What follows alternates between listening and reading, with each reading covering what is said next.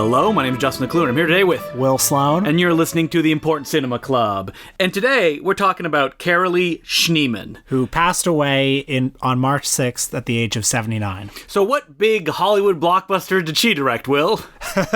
She directed Fuses, which I believe was the fourth highest grossing film of 1967. Also Meat Joy, which won the Academy Award for Best Picture in 1964. I think out of every filmmaker that we've ever done, this is the one artist that is the most tangentially related to cinema, because she's mostly known as like a performance artist and as an experimental artist. Yeah, and a painter as well. And, you know, that's one of the reasons that I was kind of interested in tackling this subject, because she has one film that's one experimental film in particular that is kind of one of the canonical experimental films. And a lot of her other films are sort of records of her performance pieces. So I'm interested in that. Like, this podcast tackles a lot of different kind of film-related things. Poverty Row, Kung Fu films, more Poverty Row films. And I want to push us to the extreme. I want us to see the different... Buckle up! An example of the sort of thing that film can tackle. I don't think that there's any other artist that we are less qualified to talk about as men, because she was considered a first-wave feminist artist. She was on the front lines. Most of her art was about taking the power and gaze away from men and letting women have a form of expression. And, you know, as much as oils and paints and canvases, her medium was her body. So what is her most famous performance art that she did? It's a piece from, I believe, 1975 called Interior Scroll, in which she is completely naked and she stands on a table and she pulls a long scroll out of her vagina and reads it. And this piece was created in response to a critic, the film critic Annette Mickelson, in fact, who once accused her of diaristic indulgence.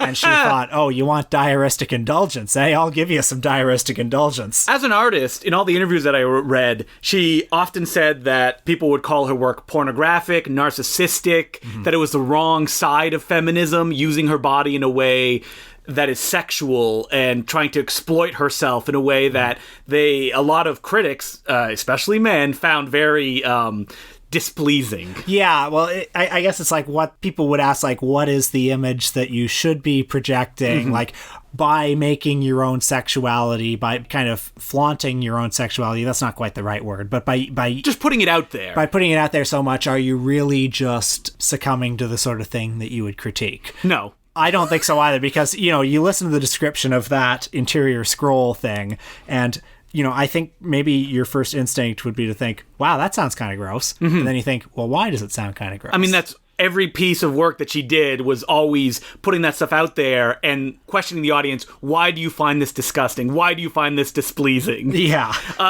The most famous short that she made, Fuses, she, in an interview, talked about how at one screening a man stood up and said, well, that didn't give me a hard-on, so what was the point of that? Yeah. And then a woman stood up and was like, well, you know, that's not why this was made. And the guy turned around and was like, well, shut up, bitch. Like, yep, that kind of guy would say that. And, you know, another reason I'm interested in talking about Carolee Schneemann is that, you know, art doesn't exist in a vacuum, right? She's somebody who is influenced by all sorts of different kinds of artists, whether it's, you know, in the visual realm, somebody like Willem de Kooning with his abstract expressionism, Jackson Pollock, but also, you know, theorists like Antonin Artaud. Or filmmakers like Stan Brakhage. Exactly. Stan Brakhage, with whom she had a long friendship and I guess friendly debating rivalry. She appeared in some of his films. Yeah. And she said that one of the issues that she had was that because it was under the gaze of a male filmmaker, even though she was putting herself out there, what she was putting out was being twisted in a way that she didn't necessarily agree with. Because she said that even like a Stan Brakhage short like Window, Water, Baby Moving, while it is portraying a woman's birth, it is being seen through the eyes of a man. Yeah, and, you know, I read an interview with Schneemann in Harper's where she said that as a child, and I'm quoting, I would observe men pat their pregnant wives' stomachs as if the stomachs were theirs. I hated that. And, you know, Window, Water, Baby Moving, I remember, I think maybe I mentioned this in our experimental film episode, I remember pontificating one day to my girlfriend about how beautiful I thought that movie was, and her saying, oh yeah, I saw that in a class. I don't know, I think responses to that movie are gendered because for men, that's kind of like a secret knowledge. Yeah, it's like, wow, can't you believe what you're seeing? Isn't it so beautiful that my beautiful wife in our beautiful bathtub? I've already saw it in William Bodine's Mom and Dad. So Fuses from 1967 is kind of a response to Stan Brakhage, and it very much uses a visual style similar to Stan Brakhage. So, the film is painted on, it's burned at times, it's dragged across the floor. Laid over itself, which creates all these, images that are all layered one on top of each other, and you're not sure what you're seeing. And yes, that is a dick that you're seeing on screen. Yeah, and I mean, I've seen it a couple of times, projected on film, because it's one of those movies that experimental film societies go to the well. Yeah, we you ain't seen nothing yet. We need a female filmmaker. So oh boy, no, but actually, yep. The film depicts, I guess, one or perhaps several lovemaking sessions between Schneemann and her then boyfriend, James Tenney. And also there's a third star of the film, which is Kitch the cat. Oh, man. Carolee Schneemann loves her cats. And folks, don't you hate it when, the pet's in the room? Just staring at you? Yeah. Is it aware of what's going on? What a buzzkill, right? but no, not for Carolee Schneemann, because she loves the natural world, the animal world. It all blurs together. So this is a movie where you've got quick fragmentary shots of all kinds of rutting, anything you could want to see, but then it is often juxtaposed against beautiful shots of nature, against shots of this cat, ponds, wind flowing the curtains, her face in ecstasy, and also lots of penises. Lots of penises, yeah. Yeah, which, is there any of that in Stan Brakhage? I feel like there probably isn't. I recall, because Stan Brakhage had at least a couple of movies where you see him having sex with his wife. Yeah. But it's probably from the perspective of a man, right? And we've been, engineered by society to be like, no dicks, please. I think I do remember seeing Stan Brakhage's ball sack from an angle. But not in the way that it's portrayed in Fuses. Yeah. Which is right out there, and it showed limp, hard. I don't think there's, I couldn't notice it for myself, but any, actual penetration scenes. Yeah, possibly not. There's close-ups, I mean. You've been listening to the Mr. Skin podcast. Yeah, that's right. I rate this one, I don't know, what is a Mr. Skin rating? I don't know, a 30 on the Peter meter? Yeah, something like that. Whatever. Something she shares with Stan Brakhage is this kind of, new agey, mystical love of nature, and wanting to return to nature and break down boundaries between the natural worlds and our human worlds. And she's very interested in bodies writhing on the ground. And so the real question is this art? And that's not a real question. I'm just kidding. My kid could paint this. What I'm trying to say is, does this have value in the most obvious way? And of course it does. I think it's a beautiful film. Not only is it juxtaposing these images of people having sex and nature and a cat, but it's all from a woman's perspective. Experimental cinema, I mean, there had been women that had worked in it, but to have a woman just show it right out, oh, here we go. This is something that I enjoy, and this is a perspective that I want to share with you, is revolutionary in the time that it came out, and it's no surprise that it was completely dismissed by every critic that saw it.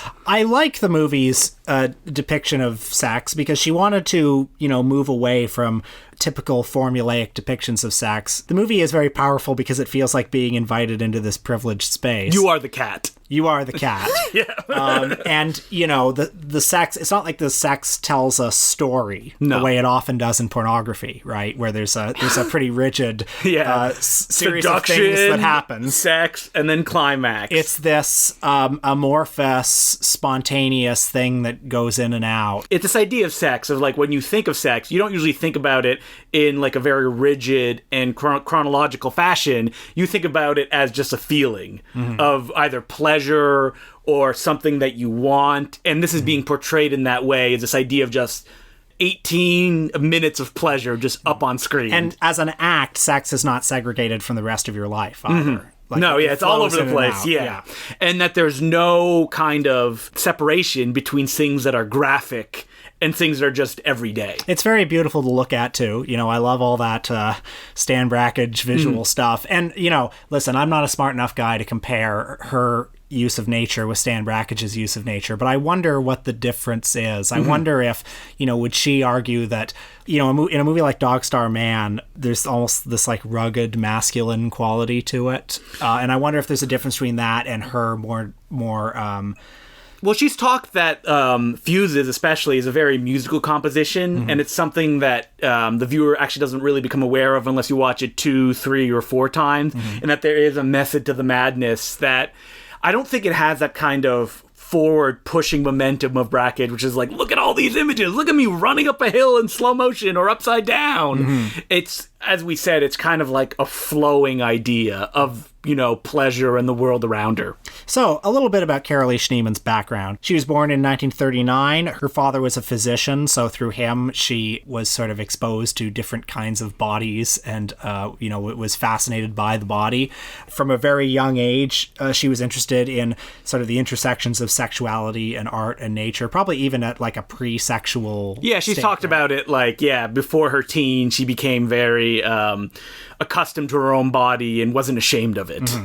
She got a scholarship at Bard College where she started to develop her theories that men and women perceived sex and sexuality and nudity differently. She discovered this, by the way, when she was a nude model. Probably male artists want to like have some sort of possession or ownership over, there's something very masculine about wanting to be the artist. Yeah, right? Like I'm defining you, and this is my picture of you, and by that token, I own you. Yeah, and in a lot of Schneemann's performance pieces, I don't know, maybe I'm talking out of my ass, but there seems something sort of collaborative and something spontaneous going on, right? And we should point out that she never considered herself primarily a filmmaker. She considered herself a painter. And even in her performance pieces, which is what she was most famous for, she would utilize paints and grease and the tools that you would use to put something on canvas to illustrate the connection between her and her body. So many of the films that she's credited with directing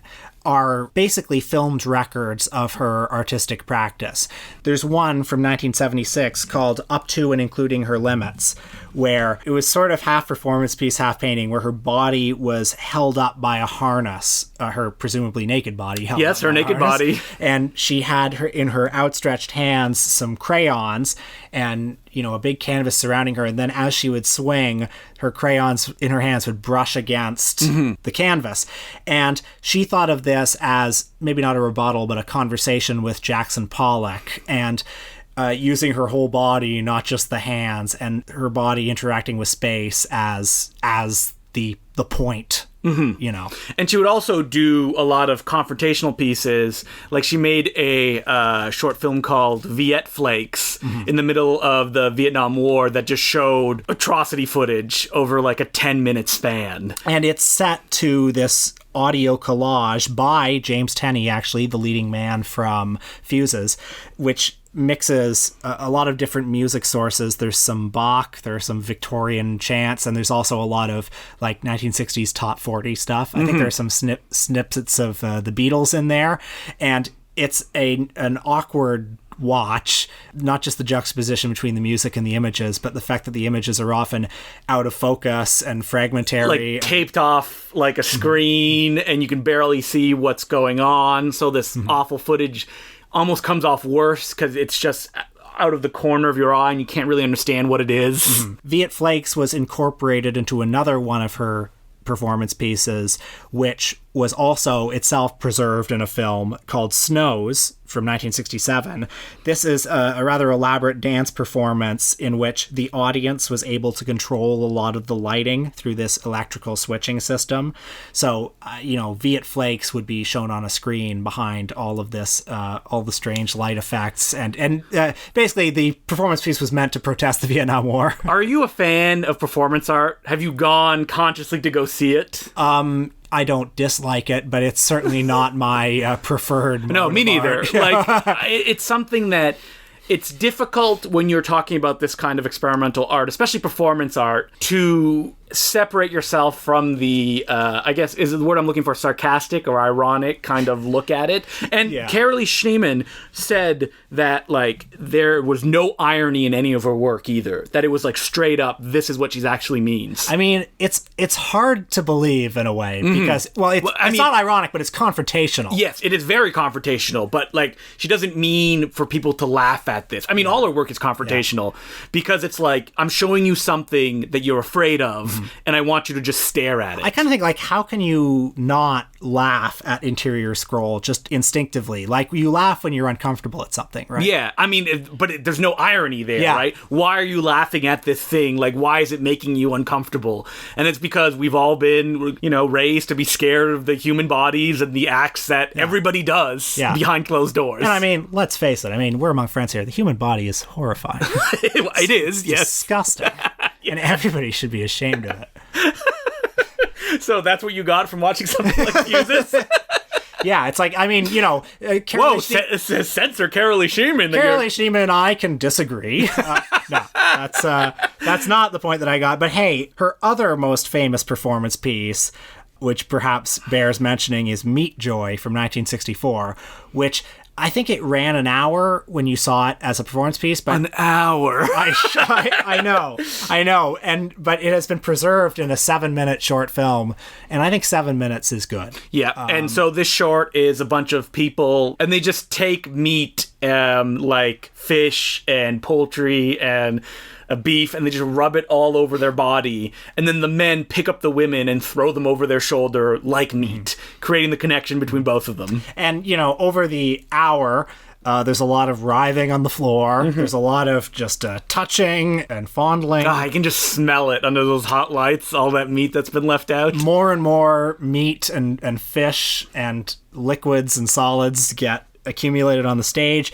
There's paint. They're covered in paint. And then towards the end, I'm not quite sure how to describe it, but there's a lot of paper on stage, too. And plastic, yeah. Yeah. I mean, that's something that she would utilize in a lot of her performances, which is like just grease and paint and plastic, just tactile things. Now, this may sound gross to you, but for her, it was this idea of just loving the human body, loving sensuality. That was the word she would use. I have a quote from her from 1996, and she was talking about how she wanted to liberate sensuality from pornography.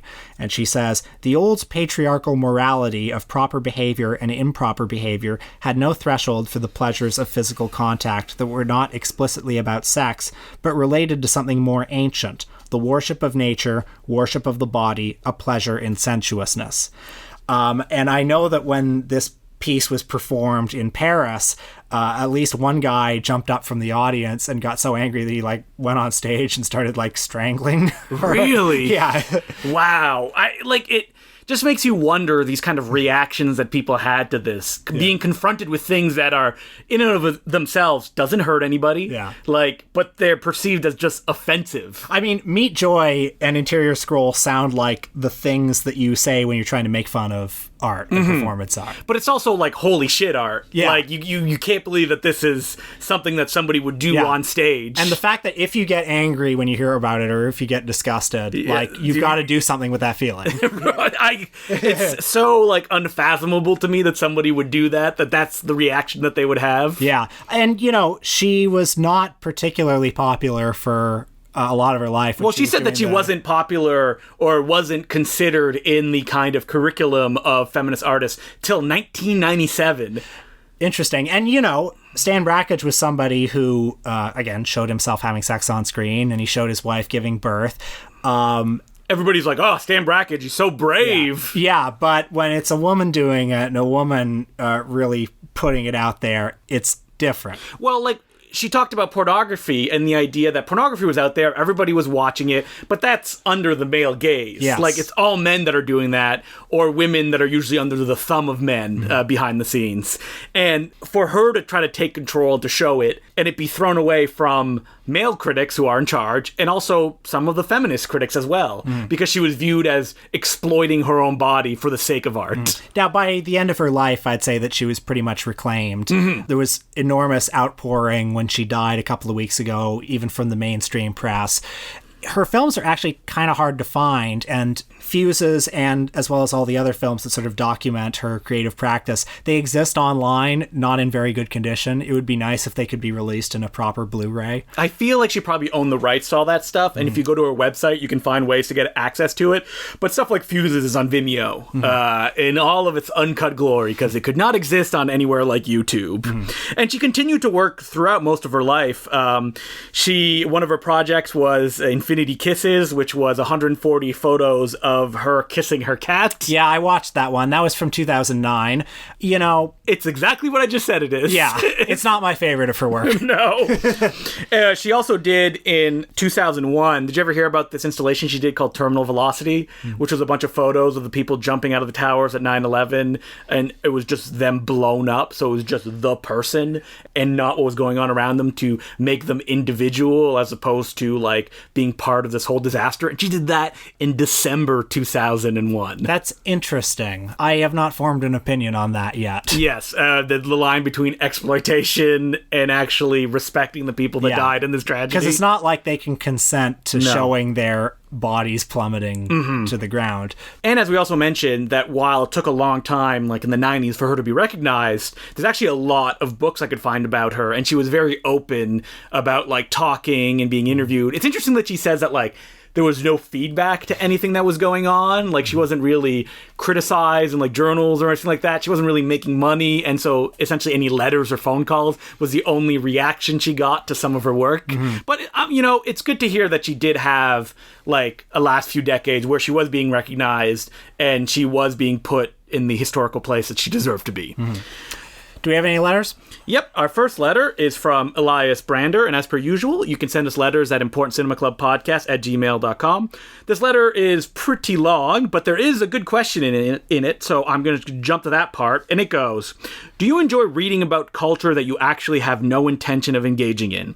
I read game reviews, but barely play any games myself. Sort of the way I enjoy your podcast. Do you do that, Will? Like, do you like to look at, like, crazy right-wing film critics and read what they have to say? I absolutely like to I know you read do. crazy right-wing film critics. Or even, like, movies that you have no intention of watching. You read reviews about those things. Oh, well, certainly. I mean, it's got to the point where I have a pretty strong stomach, so I can pretty much take anything. But that wasn't always the case.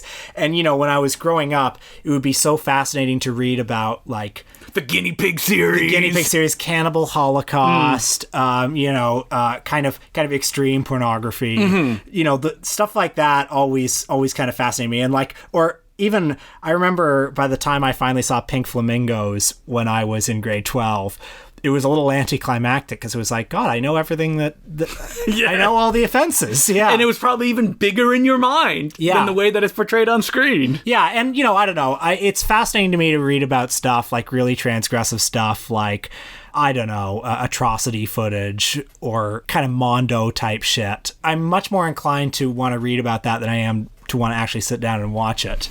I was trying to think, is there any, like, criticism or, you know, articles about things that I don't consume, especially movie-wise, that I read? And not really. Like, if I'm interested in it, I probably want to watch it. Maybe I'll read it and go, oh, okay, that's not really my thing. But most of the time, if I'm reading something, it's just to either, like, influence me to go and experience that thing, or I want a different perspective on it. You see, I think there's a bit of a difference between you and me here, because clearly I have in my head defined and been fascinated by forbidden fruit. Yeah, you have. Not me. Not you. Yeah. No.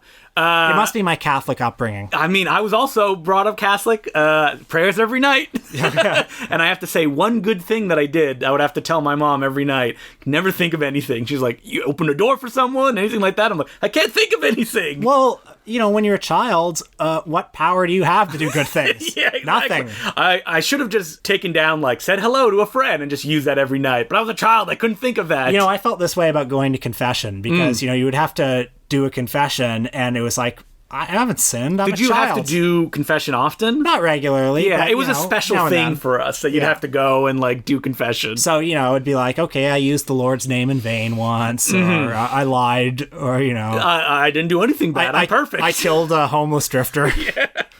Just to see him die. I guess maybe I read game reviews and I don't play games. Yeah. But, like, if I'm going to read something about something that I'm not going to consume myself, I want it to be insightful in some way, not just, like, an explanation of that thing. Because otherwise, why am I reading it? Because I might as well just go experience it for myself. But, you know, I'm the same way that you are when it comes to television, where you're like, I don't have, like, 20 hours to watch something. I'm like, I don't have 200 hours to play a video game. I know, yeah. And because I don't take any personal joy in like beating stuff like some people I know do. Like, oh my god, like I need to beat this. I need to get all the bonuses. When I would play video games, I just want to get to the end. So now that I think about it, it's mostly like watching a movie or reading a book where it's just like from beginning to end, and then I just put the game away and I would never touch it.